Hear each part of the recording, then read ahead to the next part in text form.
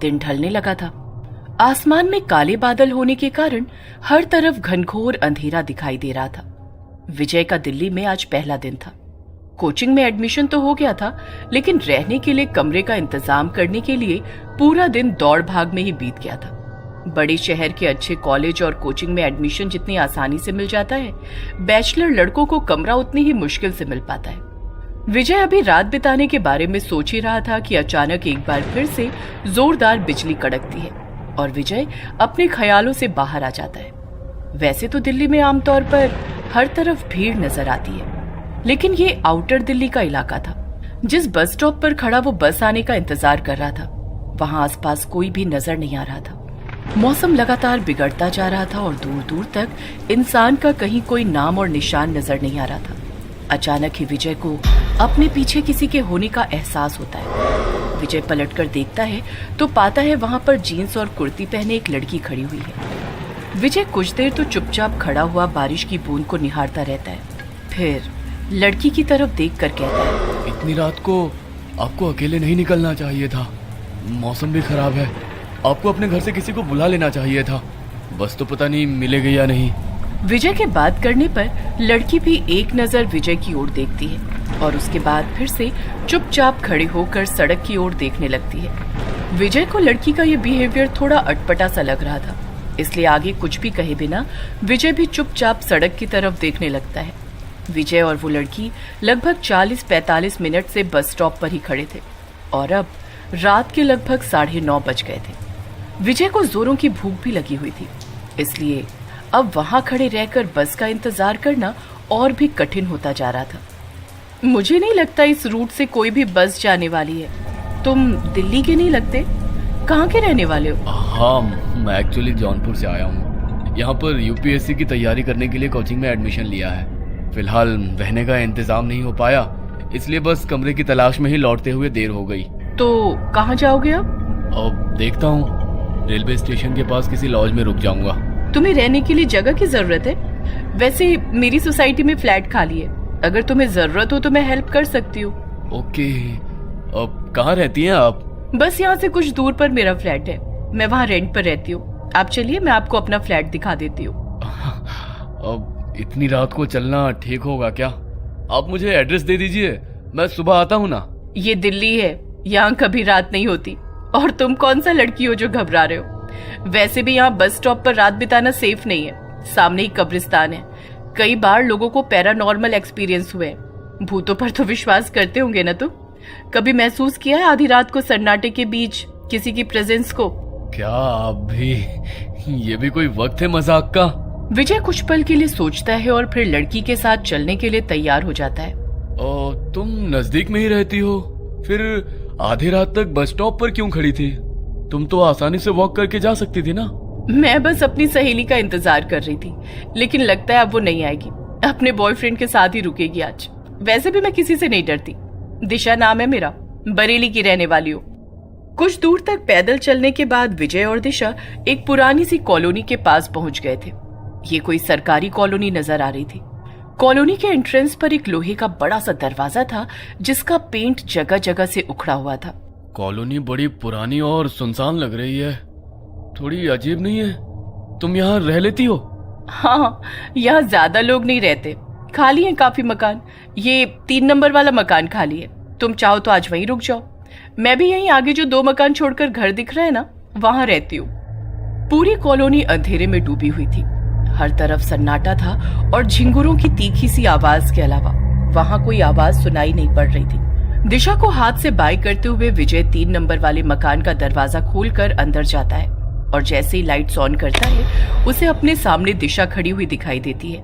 दिशा, तुम तो चली गई थी ना, अंदर कैसे आई तुम? अरे, तुम्हारे साथ ही तो अंदर आई हूँ, अंधेरे में ध्यान नहीं दिया तुमने। अच्छा सुनो, यहाँ पर एक बेड भी है, 1 हफ्ते पहले ही खाली हुआ है। ये रूम अभी रहने लायक होगा। तुम्हारे पास रहने की जगह नहीं है, इसलिए आज रात तुम यहीं सो जाना, सुबह मिलते हैं। विजय कभी सोच भी नहीं सकता था कि दिल्ली जैसे अनजान शहर में पहले ही दिन कोई खूबसूरत लड़की उसे मिल जाएगी और उसकी इतनी मदद भी करेगी। रात बिताने के लिए विजय अंदर जाकर बेड पर लेट जाता है। अगले दिन सुबह उसके सोकर उठने के कुछ देर बाद ही दिशा उसे नजर आती है। तुम अपनी कोचिंग को आओ, अब इस घर से कोई तुम्हें निकाल नहीं पाएगा। तुम निश्चिंत होकर यहाँ रह सकते हो। लेकिन किराया? फ्लैट मेरे जानने वाले का ही है, तुम चाहो तो मुझे ही किराया दे देना, मैं दे दिया करूंगी। विजय को एक खूबसूरत लड़की का अपने लिए कंसर्न बहुत अच्छा लग रहा था। मैं बैंक की कोचिंग करती हूँ, दोपहर में 2 घंटे के लिए जाती हूँ, उसके बाद जब चाहे मुझसे मिलने आ सकते हो। मेरा फ्लैट नंबर 6 है। एक बात का ख्याल रखना, यहाँ पर आउटसाइडर्स अलाउड नहीं है। किसी बाहर वाले को इस कॉलोनी में लेकर कभी मत आना। और हाँ, कॉलोनी के लोगों को भी डिस्टरबेंस बिल्कुल पसंद नहीं है, इसलिए कभी भी किसी का दरवाजा मत खटखटाना। ओके। विजय को दिल्ली रास आ गई थी। हर रोज सुबह जब वो उठता, उसे दिशा के हाथ का लिखा हुआ गुड मॉर्निंग नोट उसके दरवाजे पर लगा मिलता। वे दोनों अक्सर साथ में बैठकर घंटों बातें करते और अपने भविष्य के सपने सजाते। कुछ दिन बाद, दिशा, कॉलोनी में इतना सन्नाटा रहता है, बाकी मकान खाली है क्या? कभी कोई आवाज सुनाई नहीं देती, कभी कोई आता जाता नजर नहीं आता। क्या बात है, तुम्हारा मन नहीं लगता क्या यहाँ पर? बाकी लोगों की याद क्यों आ रही है? तुम्हें बताया था ना, यहाँ रहने वाले लोग डिस्टरबेंस पसंद नहीं करते, इसलिए ज्यादातर घर के अंदर ही रहते हैं। नहीं, मन लगने जैसी कोई बात नहीं है, तुम हो ना मेरे पास, बस मैंने ऐसे ही पूछ लिया। विजय ने महसूस किया कि दिशा की आंखें इस बात के जवाब में थोड़ी बदल सी गई हैं और लहजा थोड़ा सख्त हो गया है। शायद दिशा पॉजेसिव हो रही है, उसे मेरा किसी और के बारे में पूछना अच्छा नहीं लगा। हर गुजरते दिन के साथ विजय दिशा की ओर नजदीक आता जा रहा था। जनवरी की खूबसूरत ठंडी शाम थी। विजय अपने फ्लैट की छत पर दिशा के कंधे पर सर रखकर बैठा हुआ था। दिशा, वैसे तो तुम बस 2 मकान छोड़कर ही रहती हो, लेकिन मुझसे अब ये 2 मकान जितनी दूरी बर्दाश्त नहीं होती। एक बात सच सच बताओ, प्यार करती हो ना मुझसे? बहुत ज्यादा। तुम सोच भी नहीं सकते उतना प्यार करती हो। तुम्हें पाने के लिए किसी भी हद तक जाने को तैयार हूं मैं। सोच लो, प्यार करोगे तो हदों को पार करके निभाना पड़ेगा, वरना हम दोस्त ही ठीक है। अब बस तो हो गया फैसला। अलग अलग फ्लैट क्यों, हम एक साथ रहते हैं ना। दिशा विजय के कंधे पर सर रखकर बैठी हुई थी और विजय दिशा के लंबे बालों से खेलते हुए उससे बातें कर रहा था। तभी उसने देखा कुछ दूरी पर एक आदमी छत पर खड़ा उसे ही घूर रहा है। चलो नीचे चलते हैं, पता नहीं कौन है वो आदमी। जब भी मैं तुम्हारे साथ यहाँ बैठता हूँ, ना जाने क्यों कहा जाने वाली नजरों से घूरा करता है। अरे पता नहीं आदमी है या भूत, ऐसे आंखें फाड़कर कौन देखता है। तुम थोड़ा सावधान रहना, मुझे ये आदमी कुछ ठीक नहीं लगता। अरे मुझे उससे कोई खतरा नहीं है, तुम चिंता मत करो, छोड़ो उसे। विजय के कहने पर दिशा अब उसके फ्लैट में ही शिफ्ट हो गई थी। दोनों लिव इन में रहने लगे थे और एक दूसरे के साथ दोनों ही बहुत खुश थे। अरे यार, कोचिंग खत्म होते ही तू ऐसे गायब हो जाता है जैसे गधे के सर पर सींग। अरे भाई, अब तो 1 साल बीतने को आया, अब तो हमारे साथ थोड़ा टाइम बिता लिया करो। इतने भी बुरे नहीं है हम कि तू हमारे साथ 2 बात भी ना कर सके। वो क्या है ना कि दिशा की कोचिंग दिन में ही खत्म हो जाती है। वो बेचारी पूरा दिन मेरा ही वेट करती रहती है, अकेले परेशान हो जाती है, इसलिए मैं जल्दी घर भागता हूँ। दिशा, मतलब तुम शादीशुदा हो? अरे नहीं, शादीशुदा नहीं हूँ, दिशा मेरी गर्लफ्रेंड है, हम दोनों साथ में ही रहते हैं। ओ भाई, गजब बात कर रहे हो, मतलब बिन फेरे हम तेरे। तब तो मिलना पड़ेगा भाई भाभी जी से। देखो, हमारे जैसे बेरोजगार बंदे पर इतना भरोसा करने वाली लड़की से एक मुलाकात तो बनती है, क्यों? मोहन की बात सुनकर विजय उसे अपने साथ कमरे पर ले जाने के लिए तैयार हो जाता है। सोसाइटी के गेट पर पहुंचकर मोहन देखता है कि सामने एक पुरानी सी टूटी फूटी खंडहर नुमा सोसाइटी दिखाई दे रही है। सोसाइटी में अंदर जाने के लिए एक गेट है जिस पर झाड़ियां लिपटी हुई हैं। अध खुले गेट से अंदर जाते हुए मोहन हैरानी से चारों ओर देख रहा था। तुम इस सोसाइटी में रहते हो? मजाक कर रहे हो ना मेरे साथ? सुबह से मजाक करने के लिए मैं ही मिला हूं क्या तुम्हें? नहीं यार, मजाक की क्या बात है, मैं सच में इसी सोसाइटी में रहता हूँ। जहां तक मैं जानता हूँ, ये सोसाइटी पिछले 6-7 साल से खाली पड़ी हुई है। अरे यार, तू आउटसाइडर है, लेकिन हम तो यहीं दिल्ली में पैदा हुए हैं ना, हमें बेवकूफ बनाएगा? अरे तुझे गलत इन्फॉर्मेशन मिली है यार, तू चल मैं तुझे दिखाता हूँ ना मेरा रूम, बेवकूफ क्यों बनाऊंगा। मोहन हैरानी से सोसाइटी के मकानों को देख रहा था, तभी मकान नंबर 3 के सामने जाकर विजय रुक जाता है। आ गया मेरा फ्लैट, चल अब अंदर चलते हैं। मोहन अंदर जाता है तो देखता है पूरा फ्लैट बहुत ही गंदा था। हर तरफ मकड़ी के जाले लगे हुए थे, सीलन से पूरी दीवारें काली पड़ गई थी और धूल और मिट्टी ने घर के फर्श को पूरी तरह से ढका हुआ था। विजय भाई, सही मजाक कर लेते हो? इस घर की हालत देख रहे हो? इस मकान की इतनी बुरी हालत है कि यहाँ पर इंसान तो क्या, जंगली जानवर भी नहीं रहेगा। और तुम कह रहे हो कि तुम इस मकान में रहते हो। मुझे खुद अपनी आंखों पर भरोसा नहीं हो रहा है यार। मैं झूठ नहीं बोल रहा हूँ, मैं वाकई पिछले 1 साल से इसी मकान में रह रहा हूँ। और जैसा तुम्हें ये मकान दिख रहा है ना, ये ऐसा बिल्कुल भी नहीं है। मुझे खुद समझ में नहीं आ रहा है कि अभी कुछ घंटे पहले जब मैं इसे छोड़कर गया था तब ये ऐसा बिल्कुल भी नहीं था। कुछ घंटे में इस मकान की हालत इतनी कैसे बदल गई। अरे यार, बिल्कुल साफ सुथरा चमकता हुआ घर है ये। दिशा घर की बहुत केयर करती है। कहाँ है तेरी दिशा? दिखाई तो नहीं दे रही। तू तो कह रहा था कि तेरे रूम में ही रहती है। अरे ऐसे घर में कौन लड़की रहेगी? तेरा मानसिक संतुलन तो नहीं बिगड़ा हुआ है? यार अभी भी सच सच बता, तू ये सब मजाक कर रहा है ना? अरे यार, मेरा खुद दिमाग काम नहीं कर रहा है। ये सब मैं क्या देख रहा हूँ? विजय के इतना कहते ही अचानक ही घर में जल रहा एकमात्र बल्ब फ्लैक्चुएट करने लगता है और एक ठंडी हवा का झोंका उनके शरीर को छूकर निकल जाता है। कमरे के अंदर की हवा बोझिल सी होने लगती है और अंदर के कमरे से खटखट की आवाज आने लगती है। लगता है अंदर वाले रूम में है दिशा, चल देखते हैं। विजय अंदर रूम में जाता है तो वहाँ भी हर तरफ गंदगी और सीलन ही नजर आती है। तभी उन्हें बाहर के कमरे से खटखट की आवाज आने लगती है। विजय अपने दोस्त को लेकर हैरानी से बाहर के कमरे में आता है। तभी उसे एक बार फिर अंदर के कमरे का दरवाजा पीटने की आवाज सुनाई देने लगती है। भाई, मुझे लगता है कि हमें यहाँ से चलना चाहिए। मुझे यहाँ कुछ ठीक नहीं लग रहा। तुझे जरूर कुछ तो गलतफहमी हुई है। मेरी बात मान, तू कुछ दिन के लिए अपने घर हो आ। तेरी तबीयत सही नहीं है। ऐसी हालत में तेरा यहाँ रुकना सही नहीं होगा। 1 मिनट रुक, मुझे याद आया। सुबह ही दिशा ने मुझे खाना पैक करके दिया था, लेकिन मैं टिफिन को ले जाना भूल गया। अभी भी वो टिफिन किचन में ही रखा होगा, रुक जा। विजय दौड़ता हुआ रसोई में जाता है तो देखता है कि वहाँ पर वाकई एक टिफिन रखा हुआ है। ये देख, मैंने कहा था ना, ये रहा मेरा टिफिन। तो इसे खोलकर देख, तुझे इसमें पास्ता मिलेगा। मोहन जैसे ही टिफिन को खोलता है, डब्बा उसके हाथ से छूट जाता है। टिफिन के अंदर रखे हुए खाने में से गंदी बदबू आ रही थी और उसके अंदर छोटे छोटे कीड़े रेंग रहे थे। अच्छा चल, एक बार पड़ोसी से पूछकर देखते हैं। विजय और मोहन बारी बारी से सारे मकानों पर जाते हैं, लेकिन सभी मकानों की हालत बिल्कुल एक जैसी थी। सभी मकान खाली थे और उनमें गंदगी के सिवा कुछ नजर नहीं आता था। अब मैं तुझे कैसे यकीन दिलाऊं? मैं झूठ नहीं बोल रहा हूँ। ये सब साजिश है मेरे खिलाफ, लेकिन मैं कोई बेवकूफ नहीं हूँ जो ऐसा ही फंस जाऊं। तू अभी रुक, वो सामने कॉलोनी दिखाई दे रही है ना, वहां पर एक आदमी रोज मेरी दिशा को घूर घूर कर देखता था। तू चल, वो बताएगा तब तो तू मानेगा ना कि दिशा और मैं इसी फ्लैट में रहते थे। मोहन विजय के चेहरे पर एक अजीब सी बेचैनी महसूस कर पा रहा था। ऐसा लगता था वो किसी भी पल बस रो पड़ेगा। विजय का मन रखने को मोहन उसके साथ सामने वाली कॉलोनी में जाकर एक घर का दरवाजा खटखटाने लगता है। कुछ ही मिनटों में एक सांवला सा बड़ी बड़ी मूंछों वाला व्यक्ति दरवाजा खोलता है। यही है वो। सर प्लीज सच सच बताइए, आप मुझे जानते हैं या नहीं? विजय की बात सुनकर उस आदमी ने एक नजर विजय को ऊपर से नीचे तक देखा और फिर उसके चेहरे के भाव बदलने लगे। बताइए ना sir, this is very important.